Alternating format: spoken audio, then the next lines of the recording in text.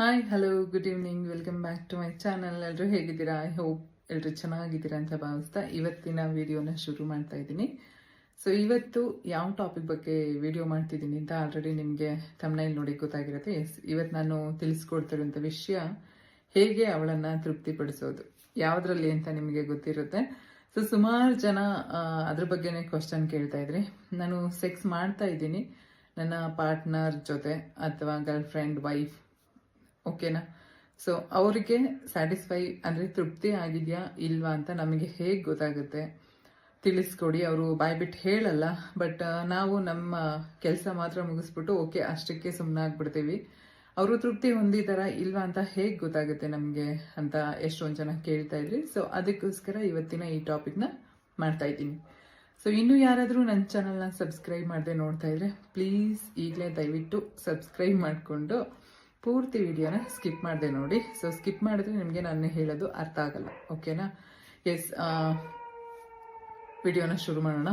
ಏನಪ್ಪ ಅಂದರೆ, ಒಂದು ಹೆಣ್ಣು ಒಂದು ಗಂಡು ಅಂತ ತಗೊಂಡಾಗ ಇಬ್ಬರಿಗೂ ತುಂಬ ಅಂದರೆ ತುಂಬ ಡಿಫ್ರೆನ್ಸ್ ಇರುತ್ತೆ. ಗಂಡು ಯೋಚನೆ ಮಾಡುವಂಥ ರೀತಿನೇ ಬೇರೆ, ಹೆಣ್ಣು ಯೋಚನೆ ಮಾಡುವಂಥ ರೀತಿನೇ ಬೇರೆ.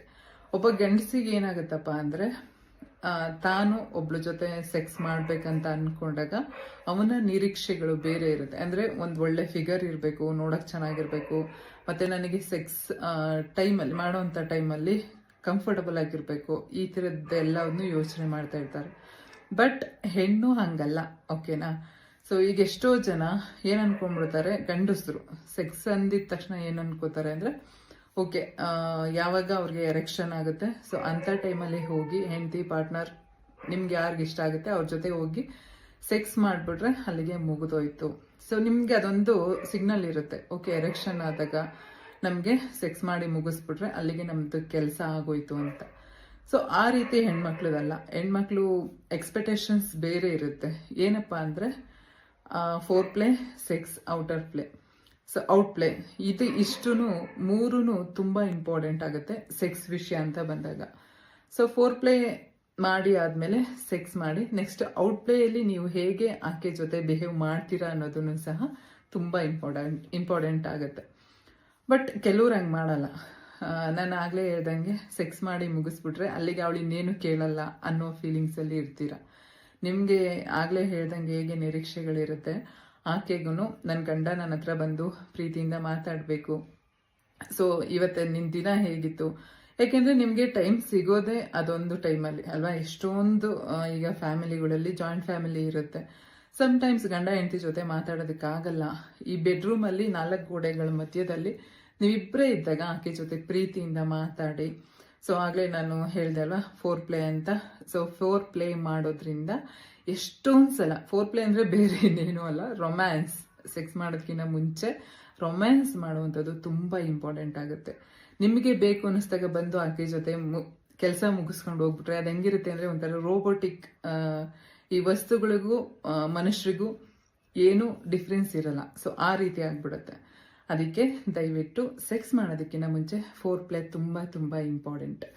ಏನಪ್ಪ ಅಂದರೆ, ಆಕೆ ಫೋರ್ ಹೆಡ್ ಆಗಿರ್ಬೋದು, ಇಲ್ಲ ಕೆನೆ ಆಗಿರ್ಬೋದು, ಚೆಸ್ಟ್ ಆಗಿರ್ಬೋದು, ಬ್ರೆಸ್ಟ್ ಆಗಿರ್ಬೋದು, ಇಲ್ಲ ಲಿಪ್ಸ್ ಆಗಿರ್ಬೋದು, ಇಲ್ಲ ಅಂಡರ್ ಫೀಟ್. ಸೊ ಕೆಲವ್ರಿಗೆ ಈ ಥರದ್ದೆಲ್ಲದು ರೊಮ್ಯಾನ್ಸ್ ಮಾಡುವಂಥ ಟೈಮಲ್ಲಿ ಅದನ್ನು ಚೆನ್ನಾಗಿ ಯೂಸ್ ಮಾಡಿಕೊಂಡು, ಸೊ ಆ ಟೈಮಲ್ಲಿ ನೀವು ಆಕೆನ ಉದ್ರೇಕಗೊಳಿಸಿದಂಥ ಟೈಮಲ್ಲಿ, ಅಂದರೆ ನೀವು ಹೇಗೆ ಎರೆಕ್ಷನ್ ಆದಾಗ ಸೆಕ್ಸ್ಗೆ ರೆಡಿ ಆಗಿರ್ತೀರ, ಆಕೆನೂ ನೀವು ಸೆಕ್ಸ್ಗೆ ರೆಡಿ ಮಾಡ್ಕೊಳ್ಳೋವಂಥದ್ದು ತುಂಬ ತುಂಬ ಇಂಪಾರ್ಟೆಂಟ್ ಆಗುತ್ತೆ ಇಲ್ಲಿ.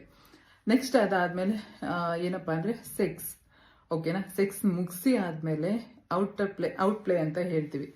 ಎಷ್ಟೊಂದು ಜನ ಏನು ಮಾಡಿಬಿಡ್ತಾರೆ ಅಂದರೆ, ಈಗ ಸೆಕ್ಸ್ ಮಾಡಿ ಆದಮೇಲೆ ಓಕೆ ನಿನ್ನ ಪಡೆಗೆ ನೀನು ಮಲ್ಕೋ, ನನ್ನ ಪಡೆಗೆ ನಾನು ಮಲ್ಕೋತೀನಿ ಅಷ್ಟೇ. ಏನೋ ಅಲ್ಲಿ ಒಂದು ಕೆಲಸ ಮಾಡಬೇಕಿತ್ತು, ಅದನ್ನು ಮಾಡಿ ಮುಗಿಸಿದ್ದೀವಿ, ನಿನ್ನ ಪಡೆಗೆ ನೀನಿರು, ನನ್ನ ಪಡೆಗೆ ನಾನು ಇರ್ತೀನಿ ಅನ್ನೋ ರೀತಿ ಮೈಂಡ್ ಸೆಟ್ಟಲ್ಲಿ ಎಷ್ಟೊಂದು ಜನ ಇರ್ತಾರೆ.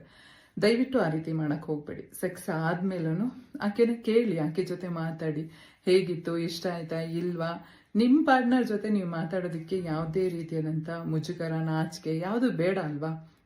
ಸೊ ನೀವು ಸೆಕ್ಸ್ ಮಾಡಿದಂಥದ್ದು ಆಕೆಗೆ ಏನು ಇಷ್ಟ ಆಯ್ತಾ ಇಲ್ವಾ, ಇದೆಲ್ಲವನ್ನು ತಿಳ್ಕೊಳೋದು ಮೇನ್ ಇಂಪಾರ್ಟೆಂಟ್ ಆಗುತ್ತೆ. ಸೆಕ್ಸ್ ಆದಮೇಲೂ ಸಹ ಹಣೆಗೆ ಮುತ್ತಿಡೋದು ಅಥವಾ ಮಾತಾಡೋದು, ಕಿಸ್ ಮಾಡೋದು, ಇದೆಲ್ಲದು ಇಂಪಾರ್ಟೆಂಟ್ ಆಗುತ್ತೆ.